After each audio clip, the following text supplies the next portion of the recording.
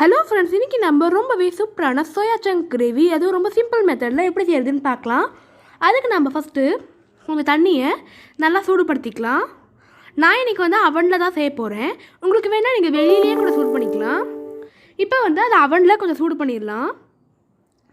இப்போது நல்லா சூடான தண்ணியில் இந்த மாதிரி நம்ம ஒரு 2.5 கை சோயா சங்க்ஸை சேர்த்துக்கலாம். அப்ராக்சிமேட்லி 2.5 கப் சேர்த்துட்டு நல்லா இப்படி நம்ம சேவைக்கெலாம் செய்வோமோ எல்லாத்தையும் நல்லா மிக்ஸ் பண்ணி விட்டுக்கோங்க. ஏன்னா அந்த வெதுவெதுப்புலேயே எல்லாம் நல்லா ஊறிடும். நல்லா ஊறிடுச்சு பாருங்கள், நல்லா சைஸ் நல்லா குண்டாயிருக்கு. இப்போ நாம் அதை நல்லா வடிச்சிடலாம். கொஞ்சம் கூட தண்ணி இல்லாமல் பார்த்துக்கோங்க, இல்லைன்னா அப்புறம் கிரேவியில் போடும்போது நல்லாவே இருக்காது. இப்போ அடுத்தது அதை நல்லா ஒரு கோல்டு வாட்டர் வச்சு ரின்ஸ் பண்ணி விட்டுக்கலாம். எப்படி நம்ம பாஸ்தாக்கு செய்வோமோ அந்த மாதிரி. இப்போ நல்லா வடித்தாச்சு. இப்போ அடுத்ததாக நல்லா புழிஞ்சு விட்டுக்கோங்க. இதில் இருக்கிற தண்ணி எதுவுமே இருக்கக்கூடாது. நல்லா போட்டு புழிஞ்சுக்கிட்டே இருக்கு. நல்லா புழிஞ்சு எடுத்தாச்சு. இந்த மாதிரி தான் எடுக்கணும். பாருங்கள், சூப்பராக இருக்குது.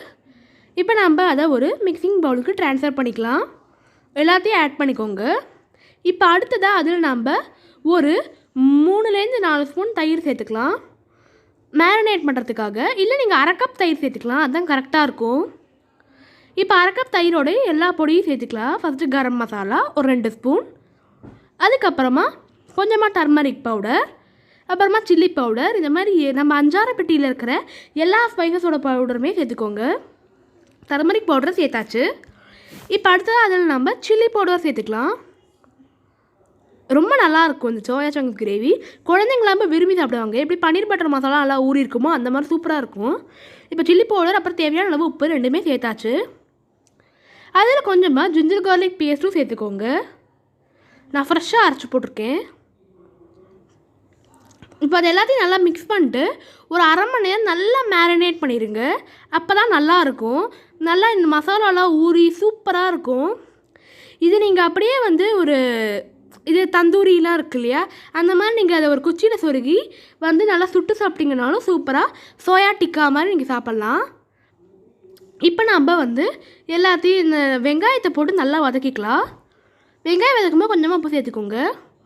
இப்போ அதை ஒரு பிளேட்டுக்கு ட்ரான்ஸ்ஃபர் பண்ணியாச்சு. அடுத்ததாக நம்ம அதில் கொஞ்சமாக சீரகத்தை சேர்த்துக்கலாம். இப்போ பாருங்கள், 1/2 மணி நேரம் கழிச்சு நல்லா சோயா சங்க்ஸ் ஊறிடுச்சு. இப்போ ஊறின சோயா சங்க்ஸையும் சீரகத்தோடு சேர்த்துக்கலாம். எல்லாத்தையும் போட்டு நல்லா ரோஸ்ட் பண்ணிக்கோங்க. அதில் நம்ம மேரினேட் பண்ணி இந்த தயிரையும் எல்லாத்தையுமே சேர்த்துருங்க. நல்லா அதை போட்டு ரோஸ்ட் பண்ணுங்கள்.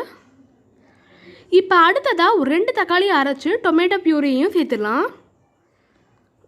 நல்லா இந்த மாதிரி ஷேக் பண்ணி விட்டுக்கோங்க. அப்போ தான் எல்லா பல்ப்புமே இறங்கும். இப்போ வெங்காயம் நல்லா வதங்கிடுச்சு.